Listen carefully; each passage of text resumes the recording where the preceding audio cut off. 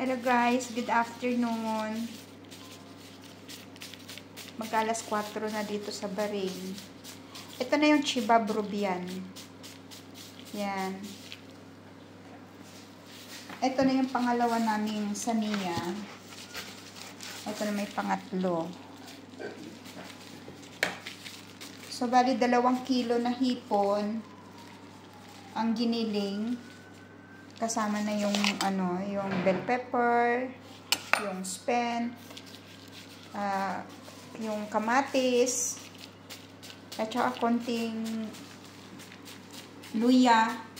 Tapos, lagyan mo ng konting spices ng Arabic, at saka yung salt. Tapos, ito na yung pinakapalaman. Yung sibuyas lang na ginadgad, ginayat-gayat na maliliit, tapos nilagyan ng black lemon, tsaka sino di? Zabib.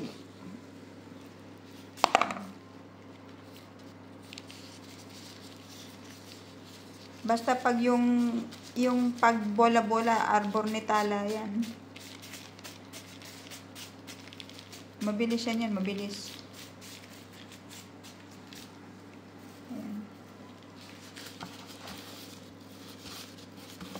Medyo nakakaantok din.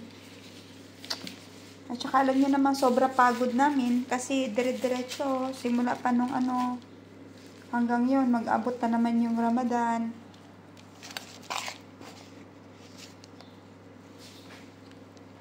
Yan, lalagyan siya ng palaman. Ang palaman, sibuyas lang. Tapos, papatigasin, i-store siya sa freezer hanggang sa tumigas siya. At saka yung pagluluto nito guys, igigisa nyo na lang sa sa konting sibuyas at saka bawang, tsaka tomato paste. So, idadaan siya sa pressure cooker kasi kung ordinary cooking lang siya matagal. Kasi nga, ang halo nito, meron din siyang rice flour. Rice flour at saka yung flour number 2. Tapos nilagyan din siya ng konting itlog. Kung medyo malaki yung itlog, okay na 1 piraso. Sa 2 kilong hipon.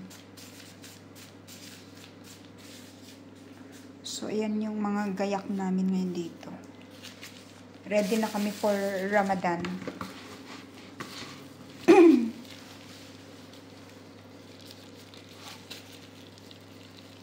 Yan si Tala, mabilis magbola-bola.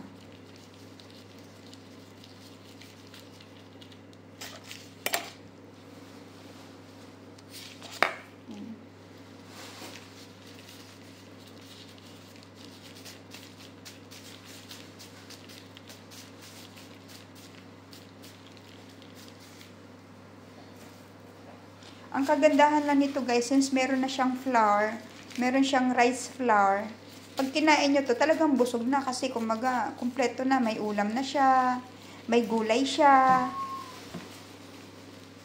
Kumpleto na siya. Tinatawag siyang Chibab Rubian. In English, shrimp balls. Charot. Isang planggana kaya yan, isang batya kaya yan, naubos na ni Tala. At saka lagyan nyo ng konting mantika yung kamay nyo pag nagbola-bola kayo para hindi siya dry. At saka madali na lang siyang i-manage. Kasi pagka medyo dry, nagka-crack siya. Kailangan talaga siya, medyo babasain nyo yung kamay nyo ng langis, ng oil. Yan. Yan yung nasa loob niya. So, thank you. Thank you guys.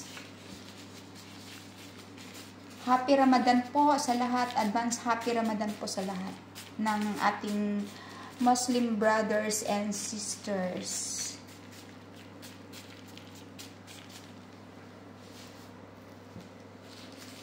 So, sa 2 kilo, marami ding magagawa. Kasi meron na kaming 48 pieces. Unang naipasok yon. Tapos ito pa. Baka makakagawa rin kami ng mga nasa 1 gatos mahigit piraso. Inshallah. Yala, maasalama.